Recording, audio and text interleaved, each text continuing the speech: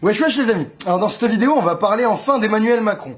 Alors on peut absolument toujours pas parler de son programme puisqu'il sort le 2 mars et qu'il n'en sort que des bribes souvent incohérentes entre elles, mais on peut se demander qui il est.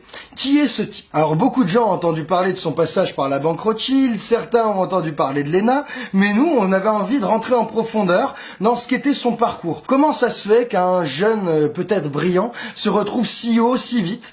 Par quels espaces s'est-il passé? Qui a-t-il rencontré pour avoir le parcours brillant qui en fait un favori à l'élection présidentielle à seulement 39 ans et sans aucun parti politique? Bon alors, le parcours d'Emmanuel Macron commence à l'ENA. C'est l'école nationale d'administration qui forme les élites françaises. À l'ENA, il a la chance de sortir tout en haut et d'entrer à l'inspection des finances. L'inspection des finances, c'est un des corps les plus prestigieux de l'ENA. Et là-bas, il se retrouve couvé par Jean-Pierre Jouyet, qui est le chef des inspecteurs des finances et qui a Macron à la bonne. Jean-Pierre Jouyet, c'est un type qui était de toutes les alternances depuis les années 90. Il était au cabinet de Delors pour piloter la mise en œuvre du traité de Maastricht. Il a été au cabinet de Jospin pour piloter l'entrée de la France dans l'euro. Il a été ministre des Affaires européenne sous Sarkozy pour bien négocier les déficits budgétaires, la crise, tout ça. Et il a fini par être secrétaire général de l'Élysée à la fin de la présidence de François Hollande. Donc c'est un mec qui est central dans tous les réseaux de pouvoir, qui a accueilli Macron et qui l'a formé. Alors ce mec-là, qui est partout dans tous les gouvernements politiques depuis 20 ans, il a envoyé ce jeune inspecteur des finances, qui avait rien de particulier par rapport aux autres, dans la commission Attali. La commission Attali, qu'est-ce que c'est? C'est un truc qu'a nommé Sarko en 2008 pour réunir tous les grands patrons du CAC 40, toutes les têtes pensantes de l'économie bien intégrée et formuler des recommandations de politique économique. Et Emmanuel Macron, il se retrouve rapporteur de cette commission. Et donc il a rencontré plein de monde. C'est là qu'il a rencontré Serge Weinberg, qu'il a fait entrer à la banque Rothschild. C'est aussi là qu'il a rencontré le PDG de Nestlé.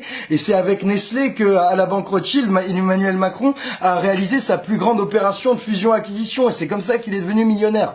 Donc on voit que ce passage de Jouyet à Attali, qui a amené Macron à la commission Attali, ça a permis à Macron de se faire un solide réseau dans la place financière française, de prendre ses galons de politique économique, parce que évidemment la commission Attali, elle a recommandé tous les trucs que recommande la Commission européenne et tous les éléments de politique économique mis en place depuis des années, moins en moins de fonctionnaires, on recule indéfiniment l'âge à la retraite, on casse le code du travail, on baisse les dépenses publiques. Et ces recommandations, en plus des éternelles baisses de charges sociales, la Commission Attali, dans son rapport, elle voulait pas que ce soit mis en place pour 1 an, 2 ans ou un quinquennat. Non, tenez-vous bien, je vous le lis là. Elles devront être poursuivies avec ténacité pendant plusieurs mandats et quelles que soient les majorités. Donc chapeau les gars, on voit que si on vote, si le peuple vote comme ci ou comme ça change rien du tout. Les experts n'en ont rien à foutre, ils veulent que ce soit la même politique toujours, tout le temps, pour l'éternité. Ça c'était sous Sarkozy. Parce qu'après son passage brillant d'ailleurs à la banque d'affaires Rothschild, il y a Hollande qui est arrivé à la présidence. Et là, Jean-Pierre Jouyet, grand ami de François Hollande, et Jacques Attali se sont rappelés que le brave Emmanuel pouvait être un super candidat pour assister le président Hollande. Et donc Hollande l'a nommé secrétaire général adjoint de l'Élysée.